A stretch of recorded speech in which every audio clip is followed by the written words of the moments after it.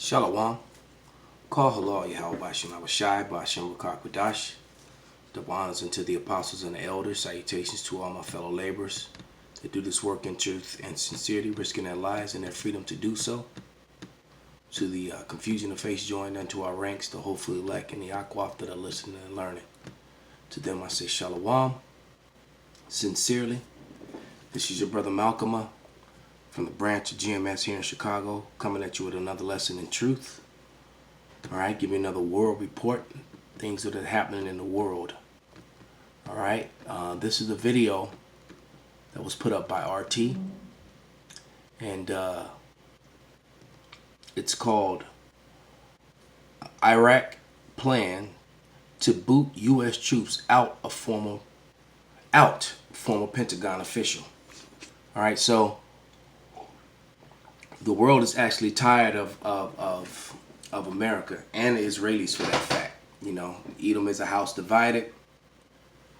The European Edomites that are clearly breaking away from the Western Edomites. And of course, Russia, being Gog and Magog, is in complete and total disagreement and opposition to the West and the Israelis. Right, which the Israelis are leading America around by the nose like a bull. You know, they're leading them as if Ezekiel applied to them, although it doesn't. But that's the way America's being led, like a damn bull with a ring in its nose, man. Right, and they're being led to their destruction, because the scripture clearly says, "The least of the flock shall draw them out." So this third world's war is really Benjamin Netanyahu, his war. All right, but without any further ado, let's play this video, and then we're gonna stop it and give scripture and commentary. President Trump put the world on edge, threatening an end to Iran. Iraq saying, "Not in my backyard," as their parliament sets forth a vote to rid the country of U.S. military presence. So where will that leave the U.S. position in the Middle East? Here to break it all. You see, everybody is tired of these Edomites, man. The whole world. Edom is tired of Edom. Down, former Pentagon official Mike Maloof. All right, Mike, you know this. Iraq Parliament voting to get rid of the U.S. government, the military presence there. There are thousands of American boots on the ground, civilian workers, what have you. We know the government in Baghdad is parsed out with mostly Shiites who are increasingly showing hostility to U.S. troop presence. So what will happen if they do vote to give Americans the boot? Well, I think it's going to come at a very auspicious time. Now, the Iraqis actually have had this plan in their hip pocket for a few months, waiting for that ominous moment as to when to spring it. Ominous moment. The word ominous basically breaks down to something bad about to happen. This is the book of Joel, the 3rd chapter and the 2nd verse. And it reads, "And I will gather all nations and bring them down into the valley of Jehoshaphat. And I will plead with them there for my people and for my heritage Israel, whom they have scattered among the nations and parted my land." All right, so the Israelites have been scattered among all the heathen nations, all of them, not just America and Africa, for you BOIs out there. So those Israelites are going to look like even this dude on the screen, even a little chick there giving the interview, because it clearly tells you that Moab would be a covert to Judah. So he hid Judah among the Japanese to create that confusion of face, just so Judah wouldn't be annihilated, because there was a time when Judah was being exterminated in the ancient world. They were being killed everywhere they went. All right, so the Lord hid them. It tells you that in Isaiah. I can't remember the scripture right now, but it clearly says it. That Ammon would be a covert, you know. That Judah was hid among them. All right. So the Israelites got scattered to the four corners of the earth. All right. By Esau, Edom. And then centuries later, Edom self-appointed himself Israeli, Jewish, and appointed that land to himself, and then parted it between them and the Ishmaelites. So that portion of this scripture has already come to pass. And now is the payment come for those two things that were done, for the scattering of the Israelites and parting their land. And that's where we are. This is Joel 3:12. Let the heathen be awakened and come up to the valley of Jehoshaphat, for there I will sit to judge all the heathen round about. So all these nations are coming to there to fight in this last great war.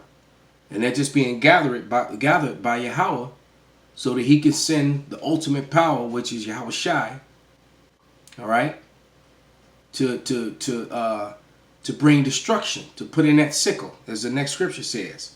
Put ye in the sickle, for the harvest is ripe. Come, get ye down, for the press is full, and the fats overflow, for their wickedness is great. So this is a wine vat. It said in, I believe it's Isaiah 66, or 63, when he said he came to stomp the wine, the grapes in the wine press, the wine vat. So Yahweh Shai, all right, is going to annihilate and destroy everything that goes over there, and all the right, and that's where all the nations of the world are going to meet. The main place where they're going to meet, because they're going to be fighting everywhere, right? But the main place of destruction that's set for destruction is there, where their armies are going to be completely annihilated. All right, on some biblical, proportions, is in the valley of Jehoshaphat, which is exactly where all this is going down. And now with the announcement that we might send in an additional 120,000 troops, wow, where would they go? Iraq. And in addition to the 5,000 or so who are on the ground there now. And that's why you're seeing this Shiite-controlled government reacting. And a lot of it's probably some of it's under the influence, I say some, under the influence of Iran, but also they don't want a repeat of what happened in 2003. The Iraqis do not want that, because they went through hell that whole time, and they're just now emerging once again, and they don't need it, and they don't need Iraq to become the springboard into Iran. Right. And what's also happening in Iraq is that you're having an increasing number of ISIS and Al-Qaeda forces gathering in Anbar province, and they could become the U.S. proxies to do something in Iraq. Wait a minute. In Iran. Wait a minute, back up here. Yeah. Who would become the U.S. proxies? ISIS and Al-Qaeda. You hear that? So those who were once with thee are now against thee. Because ISIS and Al-Qaeda were proxies for America. And they're gathering, but they're going to actually fight against them, America and the Israelis. Because you notice, for them to be such, you will find it funny that ISIS is supposed to be some Muslim terrorists, but they never once attacked anything Israeli. But yet you're going to fight against Syria, other Muslims. When we think about it, it makes no sense. You're going to attack the people who pray to the same God that the same false God that you pray to. And everyone in that region, in that part of the world over there, knows that the Israelis are not the Israelites of the Bible, knows that they're so-called Europeans who are Edomites. Everyone knows that. Matter of fact, the whole world knows that. It's just that here in the West, they control the media. So they keep it out of the mainstream. But you better believe on the back pages and on the B-sides of the records, that's all that's being discussed and talked about. Point blank, period.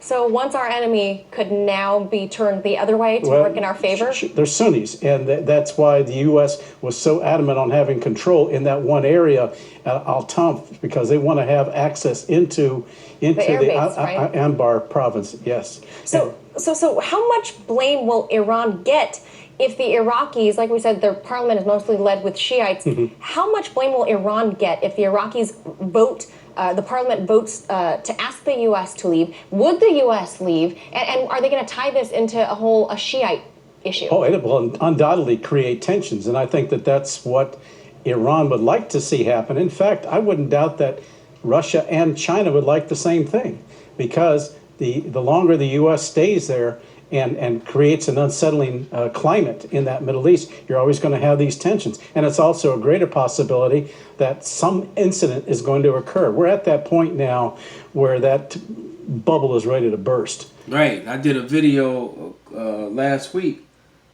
about how the pot is beginning to boil. The water is starting to boil, man. And water left unattended for too long, it's you got something that's boiling, that's come to a boil on the stove, and you don't pay attention to it, it's gonna bubble up and boil over, and that's what's happening, man. And these Edomites don't care about the destruction that they leave behind. This is Psalms 73:8. They are corrupt and they speak wickedly concerning oppression.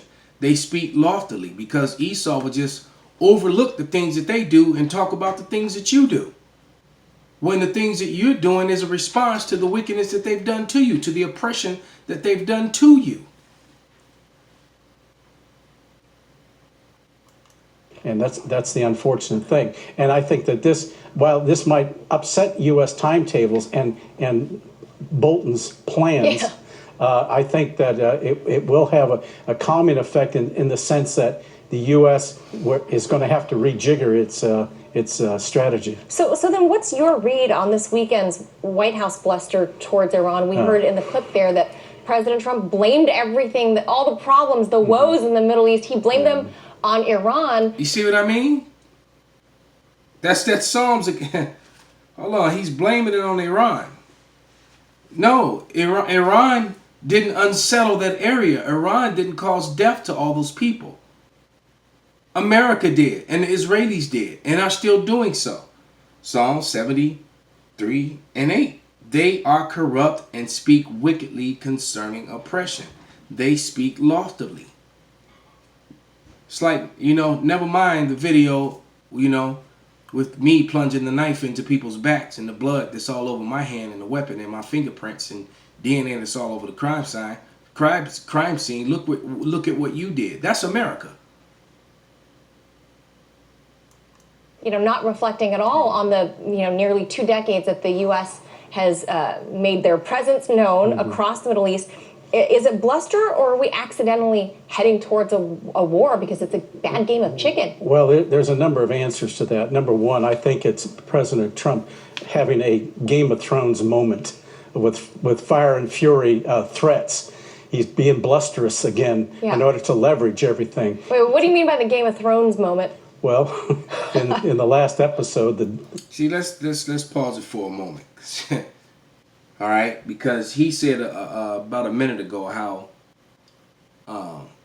Iraq and Iran would like to see these tensions boil up in Iraq, because that's going to get the Iraqis to stand up, and it's more than likely ISIS and Al Qaeda is going to join onto the Iraqis and not be against them. And that Russia and China will do that too. And and Russia and China would like to see it too. Why? Because that's the spirit that's being pushed to the earth. This is Ezekiel 38, because Russia is going to be at the head of this thing, and all these nations are joining themselves in that Valley of Jehoshaphat. The majority of the nations that are gathering there are coming with Russia against Edom. All right, against Babylon. All right. And this is Ezekiel 38:1. It says, "And the word of Yahweh came unto me, saying, Son of man, set thy face against Gog and Magog, the chief prince of Meshach and Tubal, and prophesy against him. And thus saith to Yahweh, behold, I am against thee, O Gog, and chief prince of Meshach and Tubal.